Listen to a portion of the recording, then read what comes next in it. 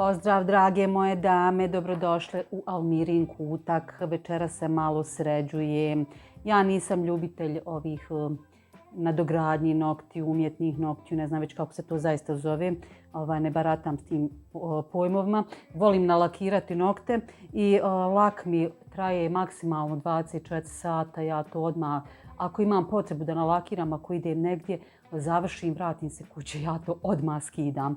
Kao i eventualno ako imam neku jaču šminku na licu, jednostavno imam fobiju od toga. Evo, hoću da se nalakiram malo za sutra, treba mi.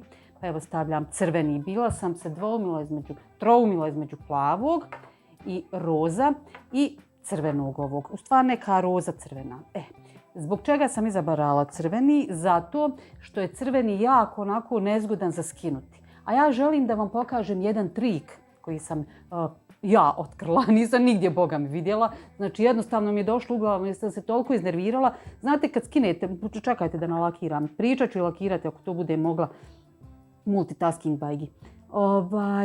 Šta sam, eto vidim da ne ide. Aha, iznervirala sam se zato što kad skidate crveni lak, uvijek vam prsti, oni uglavnom koji drže vaticu, a i ovo meso okolo gdje skidate, bude sve onako crveno, jel tako? Znači svo meso bude crveno, jagodice budu crvene jer diramo ovu crvenu vaticu punu laka i onda nam je to onako ružno.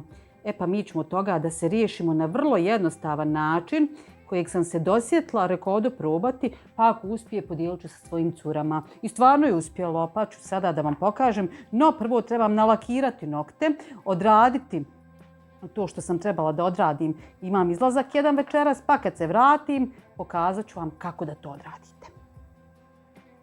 Prije nego što ja ovo počnem da sušim, pušem, mašem, kako god hoćete, moram još nešto da vam pokažem. Jedan trik ako niste koristili do sada. Znači aceton, štapić za uši, umočite, ovo obavezno zatvorite da vam ne izlapi. Vidite ovo što vam ostane ovdje sa strane na mesu. Mene to jako frustrira, ja ne volim to da vidim. Ja to sve fino skinem sa ovim štapićem. Vidite, na ovo skinem i dobijem jedan fin, čist, uredan nokat.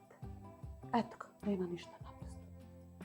Znači, obavezno se služite ovim trikom. Isto tako kad lakirate nokte na nogama, da to bude fino, čisto, uredno, pogotovo za ove mlade, za djevojke ako gledate ovo, da to bude fino i lijepo nalakirano. Ne da ide gore do po prsta, znači pređe preko mesa pa se ovamo slije lak pa to izgleda katastrofa. Kad namažete, to treba da bude fino, znači u granicama pločice nokta. Ok? Hajmo za poslom. Odo se spremati.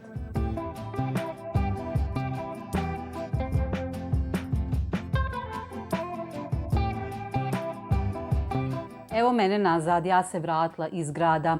Sada treba ovo sve da skinem sa ruku, kako sam vam i rekla. Pa ćemo se prvo poslužiti acetonom, jer to nam je najlakša varijanta. Znači da skinemo ovo u grubo. Već znate i sami kako to ide.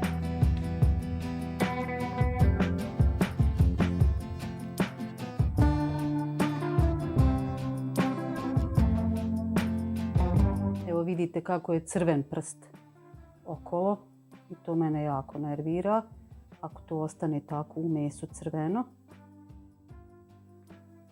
Evo skinula sam, kao da sam išla malne brat. Sva sam crvena. Ali sada ćemo opet i štapićem ove ivice malo da bolje očistimo.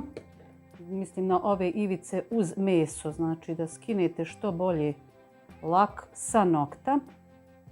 A onda ćemo prijeći na kožu. Vidite, uz ovu ivicu moram pritisnuti malo. Vidite kako se skida. Evo, završili smo ugrubo skidanje. Koliko smo mogli, znači istrljala sam maksimalno koliko sam mogla. Ali pogledajte jagodice. Ne znam da li vidite ovo crvenilo. Evo vidi se na ovom. Baš se vidi, baš je izraženo. To je jako ružno ovako kada mi ostane u koži, a recimo hoću da kuham. Nikako se ne slaže sa mojom kuhinjom. Zato imamo sodu bikarbonu. Ja kažem, majke mi, onaj koji je izmislio i upotrijebio prvi put, treba mu spomenik dići. Ovo od glave do pete, od kuhinje do toaleta, preko čitave kuće i prozora nema šta živo ne čisti. Ne znam više u šta je nisam upotrijebila. U svakom slučaju sodu, bikarbonu i limutos i sirće morate imati u kući. Dakle, treba nam otprilike jedna, hajde kažem, čajna kaška ili pola supene i treba će nam samo 2 kapi vode. Idemo. Znači, samo malo vode, malo, da napravite pastu. I to malo onako gušću, da to bude, vidite, rasipa se. Sada ćete ovim istrljati sve oko noktiju i ovo meso. Vidjet ćete kako poslije ovoga ruke škripe šake. Baš ono čisto škripe. Vidite li ovu sodu što je pala dole?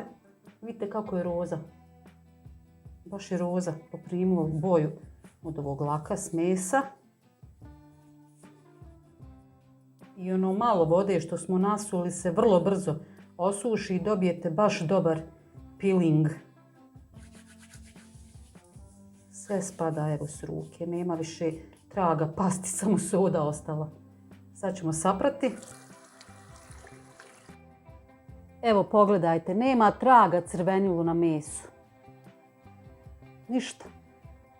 Znači koža čista. Vjerujte, soda skida kao luda.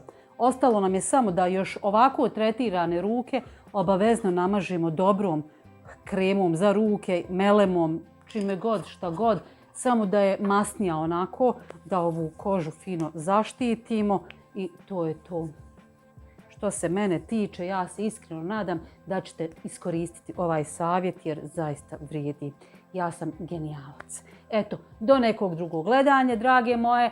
Gledamo se u Almirnom kutku uskoro. Ćao!